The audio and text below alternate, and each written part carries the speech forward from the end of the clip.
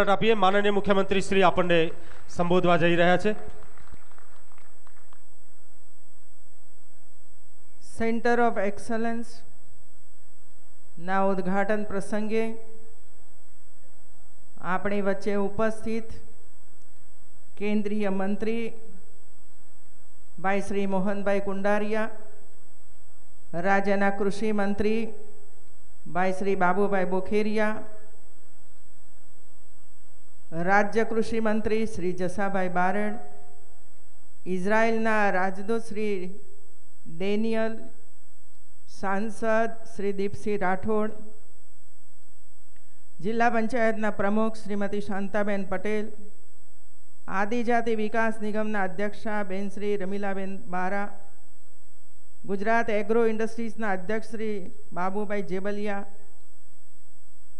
જિલ્લા ભાજપ પ્રમુખ શ્રી પૃથ્વીરાજભાઈ પટેલ, ધારાસભ્ય શ્રી રાજેન્દ્રસિંહ ચાવડા, અમૂલ ફેડરેશનના અધ્યક્ષ શ્રી જેઠાભાઈ પટેલ, પૂર્વ મંત્રી શ્રી જયસિંહભાઈ ચૌહાણ, શ્રી પ્રફુલભાઈ પટેલ અને શ્રી વિરેન્દ્રસિંહજી, સ્ટેજ ઉપર ઉપસ્થિત સૌ મહાનુભાવો, રાજ્ય સરકારના સૌ અધિકારીશ્રીઓ, સમાજના સૌ આગેવાનો, ભાઈઓ અને બહેનો,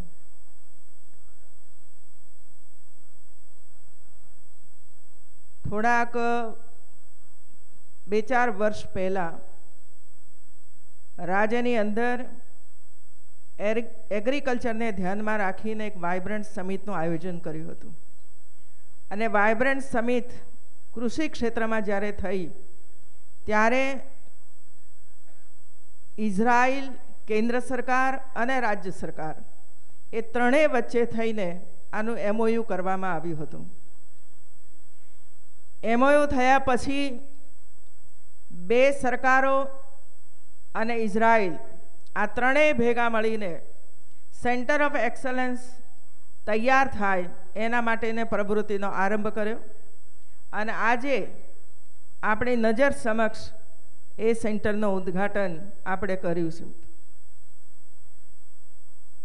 રાજ્યમાંથી અને દેશમાંથી અનેક મહાનુભાવો, કિસાનો, મંત્રીશ્રીઓ, ધારાસભ્યશ્રીઓ, MP શ્રીઓ, ખેડૂતો, APMCના સૌ કાર્યકર્તા હર્તાઓ આ બધા ઇઝરાયલની ખેતી પદ્ધતિ જોવા માટે જતા હોય છે અને ત્યાં ગયા પછી અહીં આવીને એ વાત કરતા હોય કે ઇઝરાયલ જેવા દેશમાં માત્ર 2 ઇંચ કે 5 ઇંચ વરસાદ પડે છે અને આ 2 ઇંચ કે 5 ઇંચ વરસાદની અંદર આખા વિશ્વને ફળ, ફૂલ, શાકભાજી પૂરા પાડે છે। આ આવીને આપણે જ વાત કરતા હોઈએ છીએ, આપણે ત્યાં 20 ઇંચ વરસાદ પડે, 25 ઇંચ વરસાદ પડે, બહુ તો અહીંથી દિલ્હી મોકલીએ અથવા તો ક્યાંક મદ્રાસ જાય, એથી બીજે ક્યાંય ન જાય એવું છે। અનેક ભાઈ બહેનોના મુખેથી આ વાક્યો તમે સાંભળ્યા છે, મેં સાંભળ્યા છે કે માત્ર 2 ઇંચ કે 5 ઇંચ ખેતીની 2 ઇંચ 5 ઇંચ વરસાદની અંદર ખેતીનું કામ કરવાનું, પશુપાલન કરવાનું, પીવાના પાણીની વ્યવસ્થાઓ કરવાની, આ બધું જ ઇઝરાયલ જેવો દેશ કેવી રીતે કરતો હશે એ આપણા સૌના માટે આશ્ચર્યની વાત છે મિત્રો, પણ શીખવા જેવું પણ છે એમની પાસેથી એવું, અને શીખીને આપણે ત્યાં ઉતારવાની પણ વાત આની સાથે હોય જ મિત્રો। બીજી બાબત, લંડન જઈને આવો, અમેરિકા જઈને આવો, ઓસ્ટ્રેલિયાનો પ્રવાસ કરીને આવીએ અને આવ્યા પછી જેમને પણ મળીએ એની સાથે પહેલી વાત એ જ થાય કે ત્યાંની સ્વચ્છતા કેવી સરસ હોય છે, ક્યાંય પણ કચરો, ક્યાંય પણ કશું જોવા ન મળે। અને અમદાવાદ એરપોર્ટ આપણે ઉતરીએ એટલે જે કંઈ પર્સમાં જે કંઈ હોય બધું નાખવાની છૂટ મળી જાય આપણને એવું છે। આ 2 બાબતોથી હંમેશા આપણે પ્રભાવિત છીએ મિત્રો, એક સ્વચ્છતાની બાબતમાં અને બીજું ઇઝરાયલની ખેતીની બાબતમાં એવું છે।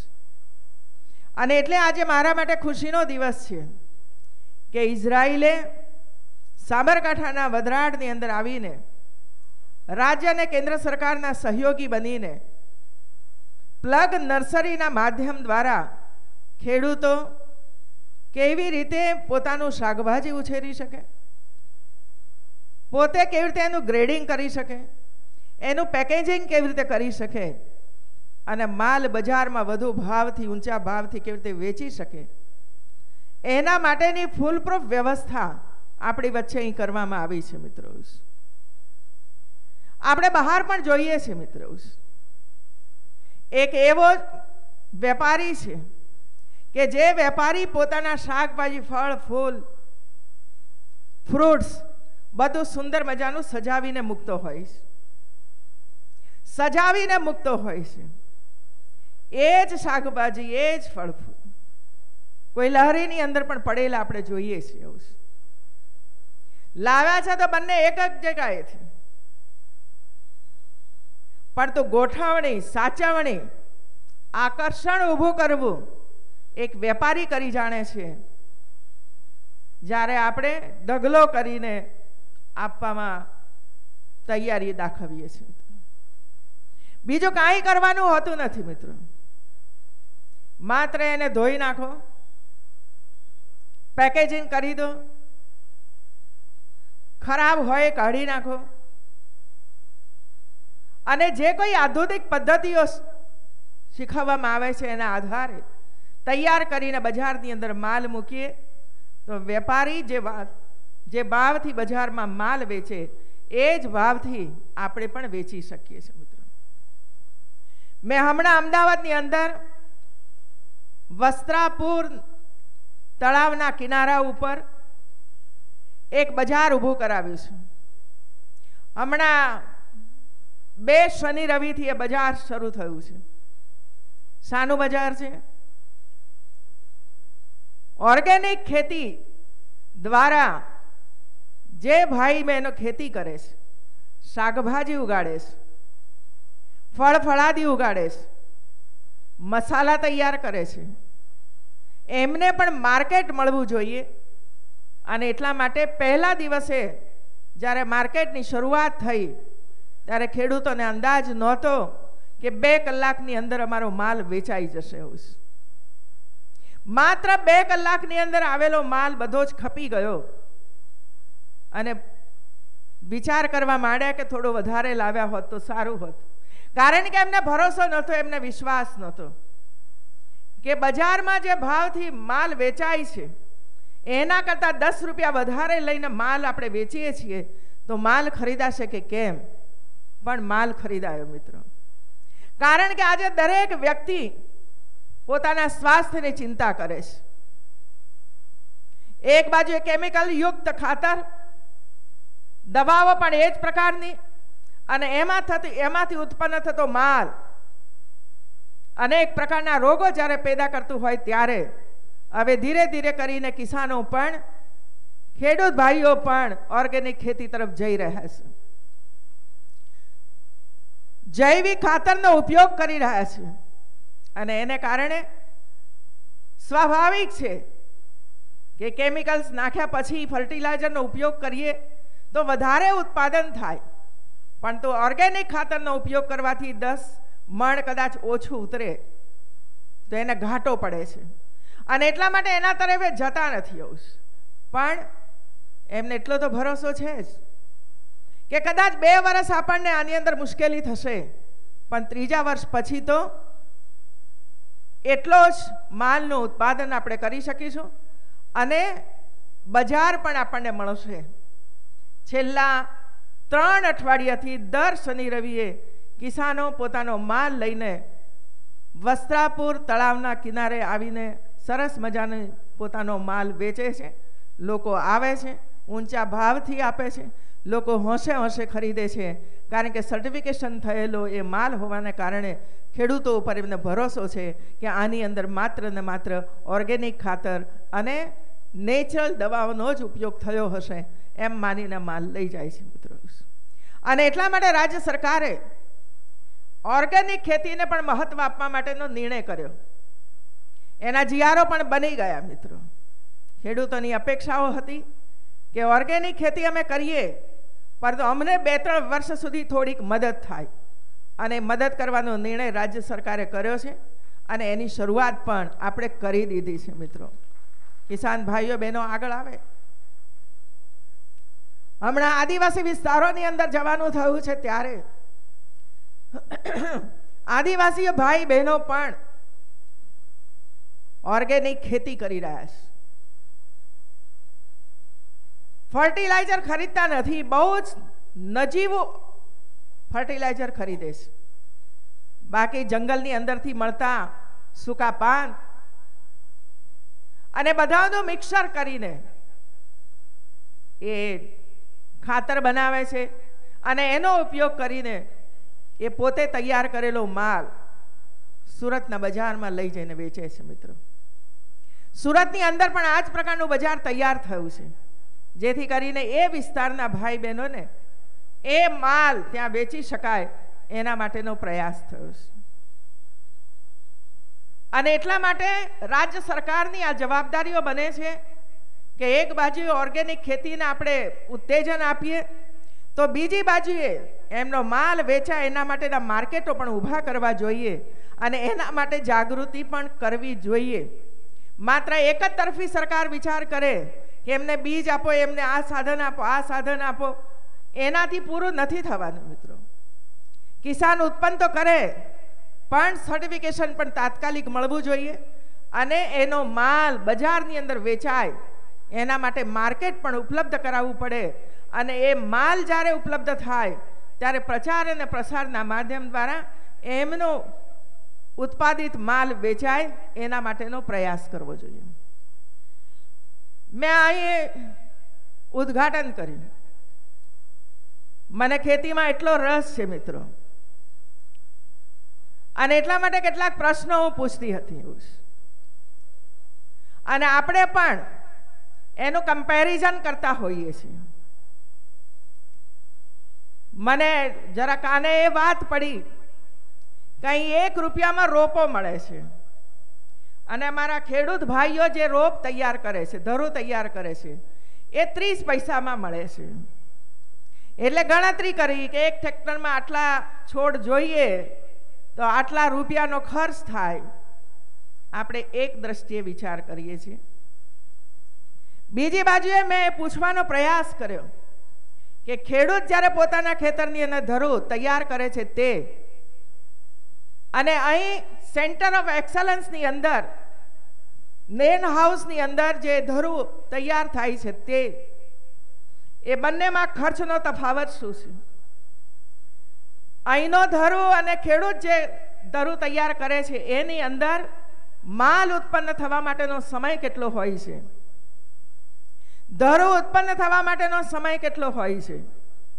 આ બધાનું કેલ્ક્યુલેશન કરીને મેં કહ્યું કે જરા મને સમજાવો કે આ બધાઓનું કેલ્ક્યુલેશન આપણે કરીએ.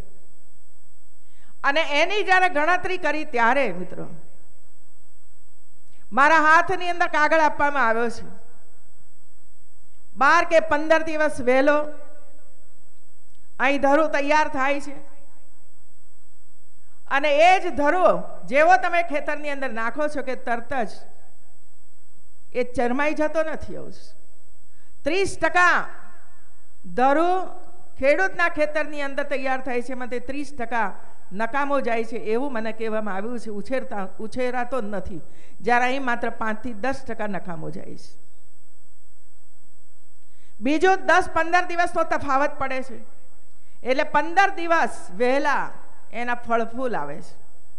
જ્યારે બજારની અંદર માલ આવે પહેલા આપણો માલ બજારમાં પહોંચી જાય, અને માલ જ્યારે અછત બજારમાં હોય એ જ સમયે માલ પહોંચે ત્યારે વેચાણ એની કિંમત પણ વધારે હોય છે, વધારે પૈસા ઉત્પન્ન થતા હોય છે. મિત્રો, હું માનું છું કે આપણે બધાએ આ પ્રમાણેનું કેલ્ક્યુલેશન કરવું જોઈએ. માત્ર ધરુની કિંમત જોઈશું તો એમાં જરૂર લાગશે કે ભાઈ 3 ગણો ખર્ચ મને થાય છે, પરંતુ ઉત્પાદકતા ક્યારે તૈયાર થાય છે તે, માલ કેટલો ઉત્પન્ન થાય તે,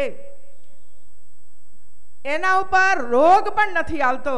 જ્યારે બીજા ઉપર રોગ આવે છે તે, અને રોગ આવ્યા પછી કેટલું નુકસાન થાય છે તે, અને રોગને કારણે કેટલી વધારે દવાઓનો છંટકાવ કરવો પડે છે તે આ બધાઓની ગણતરી કરવી જોઈએ.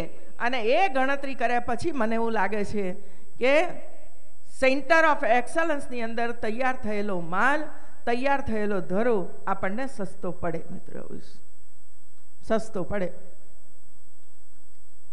પણ આપણે એ નહીં જોઈએ. એવું છે, આપણે એક ધરોની કિંમત જોઈશું, પછી એની આસપાસનું જે કંઈ કામ કરવું પડે છે એનો વિચાર નથી કરતા. સૌથી પહેલાં 10,000 રૂપિયા ખિસ્સામાંથી ધરું ખરીદવા માટે કાઢ્યા એનો વિચાર કરીએ છીએ, પણ ત્યાર પછી શું શું થાય છે, કેટલી દવાઓનો ખર્ચ થાય છે, કેટલા પાણીનો ખર્ચ થાય છે, એ બધાઓની આપણે ગણતરી નથી કરતા. એને કારણે આ પ્રશ્નો ઊભા થાય છે. એક બીજું, જે માલ તૈયાર એની અંદર પ્લેટમાં નાખવામાં આવે છે, એની જ્યારે મેં પૂછ્યું કે આ માલ આવે છે ક્યાંથી, મને ખબર છે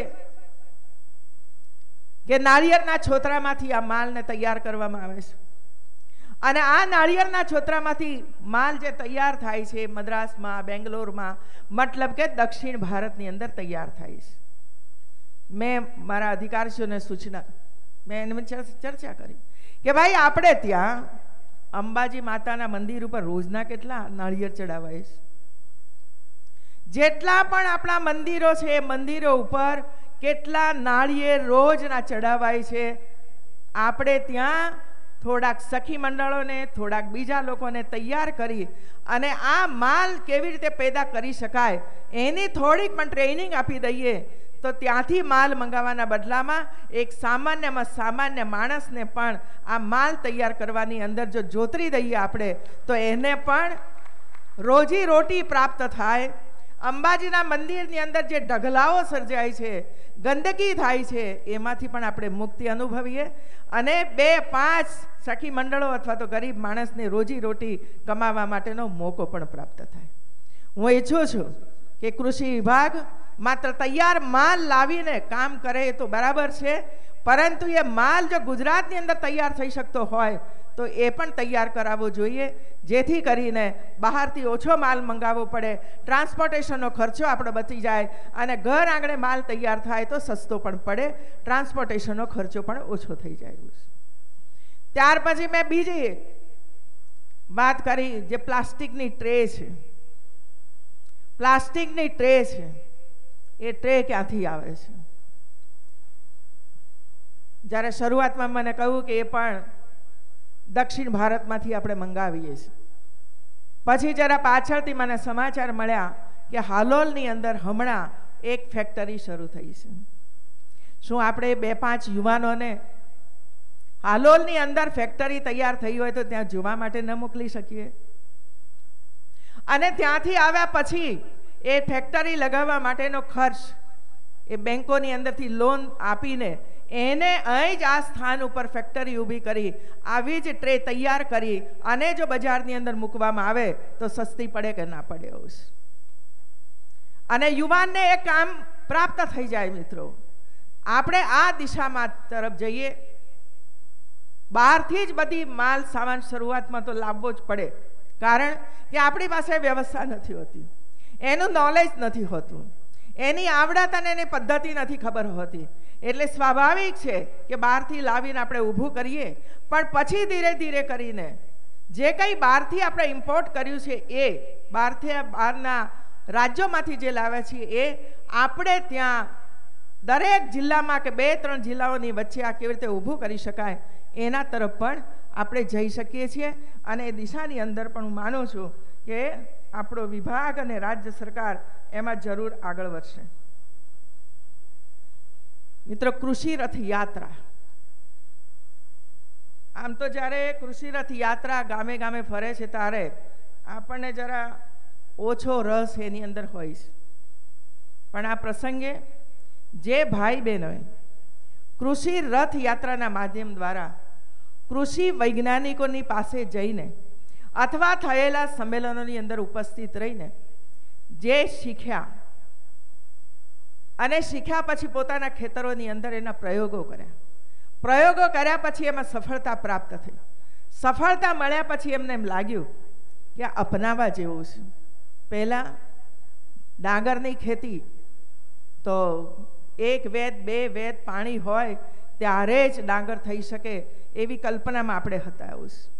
મિત્રો, આજે પાણી વગર માત્ર ને માત્ર ડ્રીપ ઇરિગેશનના માધ્યમ દ્વારા પણ ડાંગર જે સામાન્ય પાણીમાં ભરીને આપણે કરીએ છીએ એના કરતાં પણ 2 મણ ડાંગર વધારે થાય છે એવા પ્રયોગો ગુજરાતની ધરતી ઉપર થયા છે અને એ પ્રમાણે કામ ચાલે પણ છે. મિત્રો, એટલે જે આપણી જૂની પુરાણી માન્યતાઓ છે એ માન્યતાઓમાં પણ ધીરે ધીરે કરીને આપણે બદલ કરવો પડશે.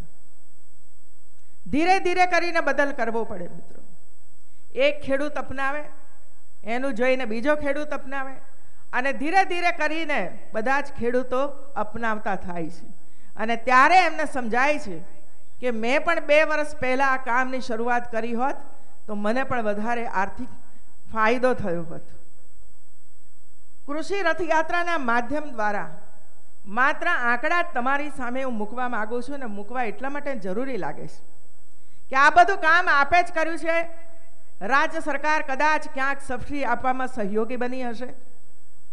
જેમ આજે 13 વ્યક્તિઓને સબસિડીના ચેક અહીંથી એનાયત થયા એવી રીતે એમને પ્રોત્સાહન મળ્યું હશે, ચેક મળ્યો હશે, પરંતુ આખરે પરિશ્રમ તો તમે કર્યો છે, વિશ્વાસ મૂકીને તમે ખેતી કરી છે અને ત્યારે જઈને ગુજરાતની અંદર કૃષિ ક્ષેત્રની અંદર આટલી ક્રાંતિ થઈ છે. મિત્રો, 10 વર્ષ પહેલા માત્ર હું સાબરકાંઠા જિલ્લાની જ વાત કરું છું. 10 વર્ષ પહેલા જિલ્લામાં માત્ર 9 કોલ્ડ સ્ટોરેજ હતા. આ સાબરકાંઠા જિલ્લાની વાત છે. 10 વર્ષ પહેલા માત્ર 9 કોલ્ડ સ્ટોરેજ હતા. આજે જિલ્લામાં 9માં વધારો થઈને 31 કોલ્ડ સ્ટોરેજ થયા છે. મિત્રો, શું આ પ્રગતિ નથી આપણી બધાઓની? એ જ રીતે 2015માં નવા 6 કોલ્ડ સ્ટોરેજ મંજૂર કર્યા. 31 ઉપર બીજા 6 કોલ્ડ સ્ટોરેજ મંજૂર કર્યા અને બાંધકામની સહાય રાજ્ય સરકાર તરફથી 12 કરોડ રૂપિયા સરકારે એમને એનાયત કરી છે. હવે આ 6 બીજા કોલ્ડ સ્ટોરેજ તૈયાર થશે ત્યારે એકલા સાબરકાંઠા જિલ્લાની અંદર 37 કોલ્ડ સ્ટોરેજ થશે અને કોલ્ડ સ્ટોરેજ થવાને કારણે માલ સામાન કેટલો સાચવી શકીશું. માલ ઉત્પાદન થાય ને બજારમાં જ્યારે મૂકીએ ત્યારે એની કિંમત ઘટી જાય છે, પણ કોલ્ડ સ્ટોરેજની અંદર માલ મૂકવામાં આવશે અને જ્યારે બજારની અંદર એનો ભાવ ઉચકાય ત્યારે બજારમાં માલ વેચાય તો ખેડૂતની જે મુસીબતો છે કે માલ ઉત્પન્ન થાય છે ત્યારે જ બજારમાં ભાવ ઘટી જાય છે, હવે એનો સીધો લાભ પણ કિસાનોને મળવાનો છે. બીજું, 10 વર્ષ પહેલા આપણા કિસાનો માત્ર તરબૂચ અને ટેટી પાકો વિશે પણ અજાણ હતા. અત્યારે ખેડૂતો પ્લાસ્ટિક આવરણ એટલે મલ્ચિંગ પાથરીને હાઇબ્રિડ તરબૂચ અને ટેટીનું વાવેતર કરી ગત વર્ષમાં 1280 હેક્ટર જેટલા વિસ્તારમાં એનું ઉત્પાદન કર્યું. મિત્રો, 2 વર્ષ પહેલા માત્ર સાબરકાંઠા જિલ્લાની અંદર 8 થી 10 હેક્ટરની અંદર તરબૂચ અને ટેટી ઉત્પન્ન થતી હતી. આજે આ જિલ્લાની અંદર 1280 હેક્ટરની અંદર ટેટી અને તરબૂચ થાય છે અને આપ બધા ક્યાં મોકલો છો એને? તો ટેટી અને તરબૂચ અમદાવાદ, દિલ્હી, સુરત જેવા મોટા શહેરોમાં અને રાજસ્થાન જેવા પડોશી રાજ્યોની અંદર કરવામાં આવે છે. મિત્રો, એટલે ખેડૂત હવે માત્ર ખેડૂત નથી રહ્યો, ખેડૂત હવે વેપારી પણ બન્યો છે અને એ સમજે છે કે મારો માલ ક્યાં વેચું કે જેથી કરીને મારો ઉત્પાદન ખર્ચ તો નીકળી જાય પરંતુ મને વધારે નફો પણ પ્રાપ્ત થાય. મિત્રો, 10 વર્ષ પહેલા આપણા આ જિલ્લાની અંદર એક પણ નેટ હાઉસ કે ગ્રીન હાઉસ ન હતા. 10 વર્ષ પહેલા એક પણ નેટ હાઉસ કે ગ્રીન હાઉસ ન હતા. અત્યારે જિલ્લામાં 300 જેટલા ગ્રીન હાઉસ અને નેટ હાઉસ આવેલા છે જેની પાછળ રાજ્ય સરકારે 40 કરોડ રૂપિયાની સબસિડી રાજ્યના ખેડૂતોને આપી છે. મિત્રો, નેટ હાઉસ અને ગ્રીન હાઉસ 10 વર્ષ પહેલા એક પણ નહોતા. આજે 300ની સંખ્યામાં એક જિલ્લાની અંદર ઊભા થયા છે. એનો યશ મારે તમને જ આપવો પડે મિત્રો. તમને તો અમે 40 કરોડ રૂપિયા આપ્યા, પણ પરિણામ તમે લઈ આવ્યા. અને એટલા માટે જે કોઈ ભાઈ બહેનોએ નેટ હાઉસ અને ગ્રીન હાઉસનો ઉપયોગ કરી ઉત્પાદન વધાર્યું છે એમને હું અભિનંદન આપું છું મિત્રો.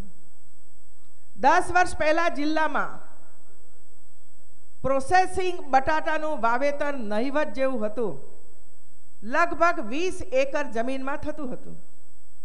આજે પ્રોસેસિંગ બટાટાનું વાવેતર આ જ જિલ્લાની અંદર 20 એકરમાંથી વધીને 14,256 હેક્ટરની અંદર થાય છે મિત્રો. આ તમારો જ પરિશ્રમ છે મિત્રો. તમે જ આ બધું કામ કરીને ઉત્પાદન વધારવા માટેના પ્રયાસો કર્યા છે.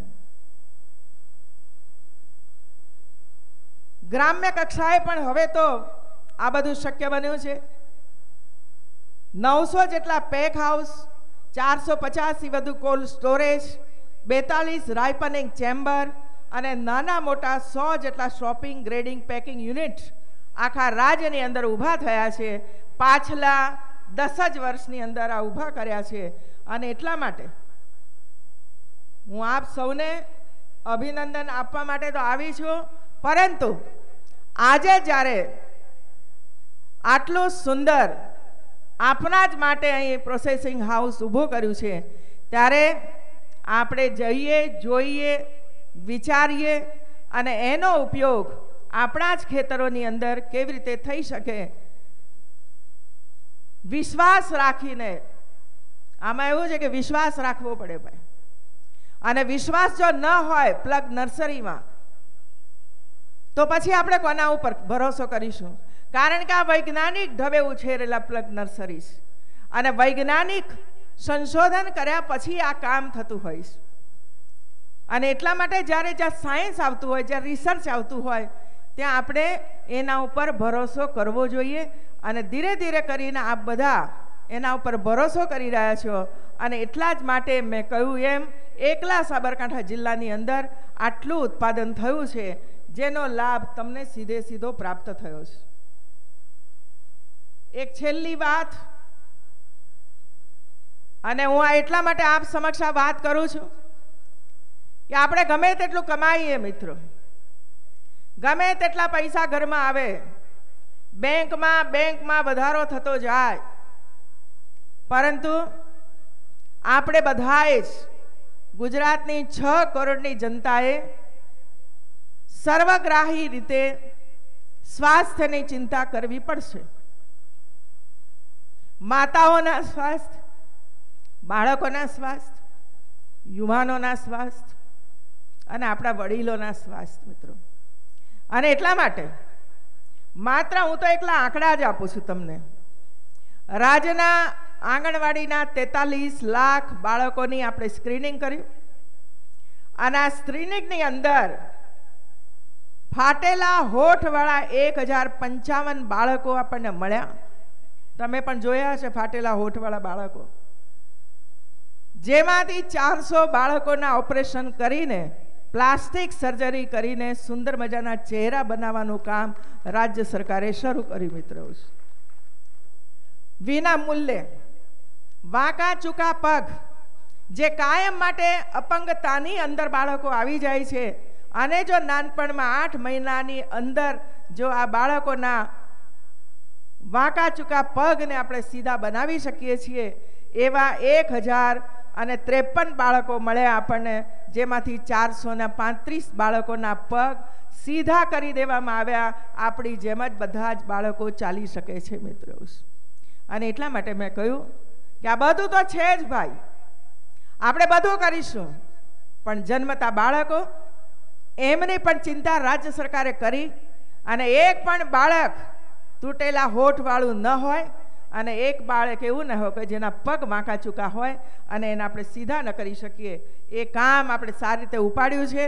અને ગુજરાતની અંદર એક પણ બાળક જેમ જેમ જન્મતા જશે અને આવા બાળકો હશે તો એમની કાયમી સારવાર આપણે કરી શકીશું. બીજું ડાયાબિટીસ. ડાયાબિટીસથી શું થાય છે એની તમને કહેવાની જરૂર લાગતી નથી, બધાને ખબર છે મિત્રો. રાજ્યમાં 7,47,000 વ્યક્તિઓનું ડાયાબિટીસનો ટેસ્ટ કર્યો. કેટલા નીકળ્યા? 60,000. 7 લાખમાંથી 60,000 ભાઈ બહેનો ડાયાબિટીસ વાળા નીકળ્યા. ડાયાબિટીસ એમને પણ ખબર નહોતી કે મને ડાયાબિટીસ છે, અને એટલે જો ખબર પડી ગઈ તો હવે એમની કિડની બચી જશે, હવે એમના પગ પણ બચી જશે, એમની આંખો પણ બચી જશે, કારણ કે તાત્કાલિક સારવાર શરૂ થઈ ગઈ છે. અને એટલે એવા ભાઈ બહેનોને આપણે બચાવી શકીશું. દવાઓ મફતમાં મળી રહી છે. બાકી હોય એ બધા ડાયાબિટીસ ટેસ્ટ કરાવી લે. બહેનો, એમના સ્તન કેન્સર, બ્રેસ્ટ કેન્સર અને ગર્ભાશયના મુખનું કેન્સર, એના પણ ટેસ્ટ શરૂ થયા. કેટલા બહેનોના કર્યા આપણે? 8 લાખ બહેનોના. 8 લાખ બહેનો હોસ્પિટલમાં આવી, ડોક્ટરોને બતાવ્યું, ડોક્ટરો એમની તપાસ કરી તો બ્રેસ્ટ કેન્સર મતલબ કે સ્તન કેન્સર 8,759 બહેનોને નીકળ્યું, અને ગર્ભાશયના મુખના કેન્સરમાં 7,926 કેસો નીકળ્યા. આમ ટોટલ 16,885 બહેનોને કેન્સર નીકળ્યું. હવે એમને ખબર નહોતી કે મને કેન્સરની શરૂઆત છે. અને એટલે કમસે કમ આ 16,000 બહેનોને તો કેન્સરના મુખમાંથી રાજ્ય સરકાર જરૂર બચાવી શકશે મિત્રો. એને બચાવી શકશે મિત્રો, કારણ કે કેન્સરની શરૂઆત થાય ત્યારે અને તરત જ ખબર પડી જાય ત્યારે એની દવાઓ શક્ય છે, એના ઓપરેશનો શક્ય છે, અને બહેનને બચાવી પણ શકાય છે. અને એટલે 8 લાખ 7 લાખ બહેનોમાંથી 16,885 બહેનોના કેસો નીકળ્યા છે. ત્યારે મારા માટે આ ગંભીર બાબત છે.